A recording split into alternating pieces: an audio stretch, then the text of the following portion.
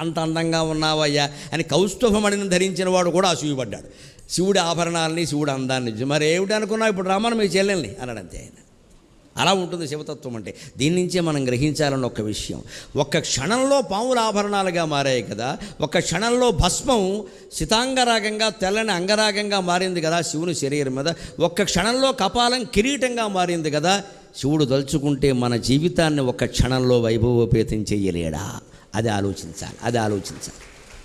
దాన్ని ధూర్జుడు చెబుతాడు చాలా ధైర్యంగా. శివస్మరణ చేయండి.